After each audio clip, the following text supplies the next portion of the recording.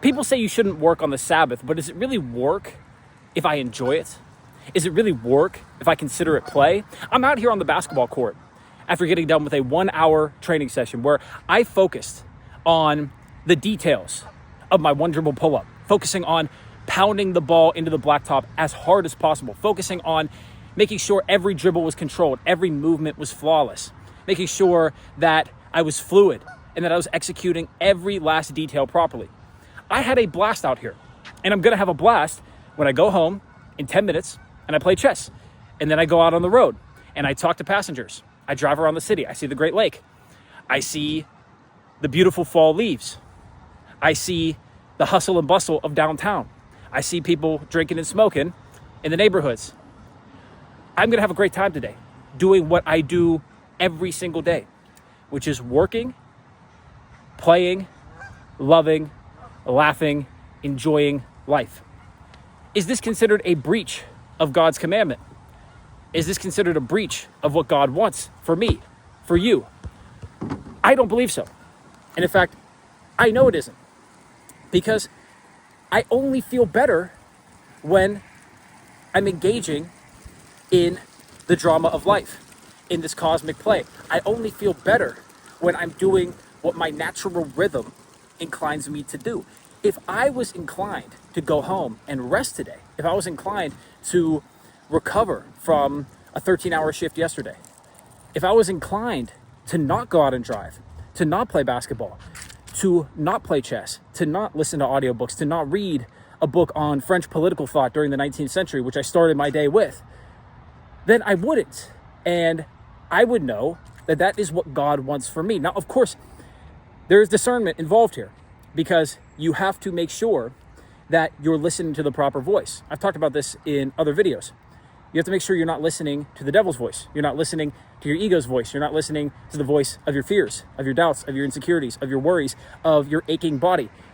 You have to make sure that you're discerning properly. And that only comes through experience. That only comes through wisdom. I can't tell you what that voice sounds like in precise detail. You know it when you hear it. You know it when you identify it. I know it when I identify it. I know it when I hear it. It's unique to every single person in the way that they're going to describe it. And to describe it in words would be to miss the point, would be to bastardize what it truly is. But if I didn't feel inclined to do these things today, I wouldn't, but I do.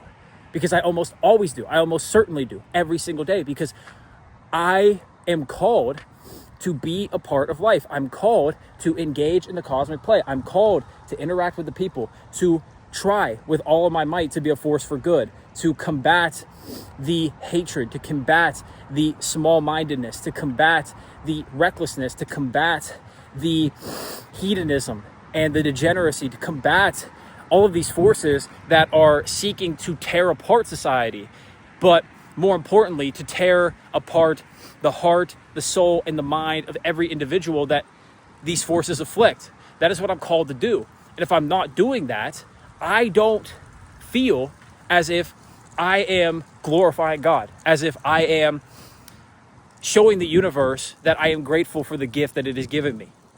A long life that we consider short because we waste so much of it, as Seneca said in his book on the shortness of life, which I just started reading yesterday. Fantastic book, you should read it. I don't want to waste my life. And it's not that I consider rest a waste. I believe proper rest, conscious rest, is not wasteful at all. It's incredibly important. You need it to recharge. You need it to reload. You need it to get yourself back in the proper state mentally, physically, and emotionally, to go back out in the world and be that force for good, that force that combats these forces of hatred, of recklessness, of degeneracy, of carelessness, of degeneracy and hedonism. You need to recharge, but you need to do it consciously. I don't feel as if I consciously need to recharge today. I feel as if I need to keep moving. And most of the time, it's best to keep moving. It's best to keep going, even if you're doing something small. Today, I could have went super hard on the basketball court, where I was dribbling, where I was freestyling, where I was running suicides, where I was going super crazy, 100, 110%. I didn't feel like doing that today. I felt like dialing it back, focusing on the details, executing every movement properly, and I got a great workout out of it. But I only did this because I listened to my natural rhythm. I listened to what I knew to be true in the moment, which was I needed to focus on the details. Because my last workout was sloppy, which I discussed in a previous video about presence and how people lack it. And so I was inclined to focus on the details. But this comes through discernment. This comes through listening to what your body is telling you, listening to what your mind is telling you, listening to what God is telling you, all these things. There's one clear voice, and if you can discern it, you're going to make the proper moves. That is what wisdom is at the end of the day, is knowing what to do, when to do it, and how to do it. That is what wisdom is. And you can't learn it from me. You can't learn it from anyone. You can only learn it through experience. You can only learn it through taking what I say and taking what other people say.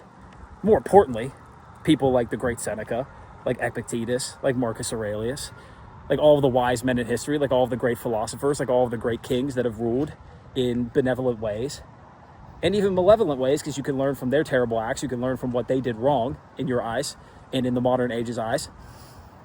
You read the experiences of these people. You read the story of Frederick Douglass. You read the story of Anne Frank, or any person that's been persecuted, any person that's had a difficult life. You read these stories, and then you reflect upon how that relates to your experience. You reflect upon the troubles of the modern age. You reflect upon where society is and where it's heading. And you remain conscious in every single interaction, and you continue to do this over and over and over and over and over again, and you acquire wisdom.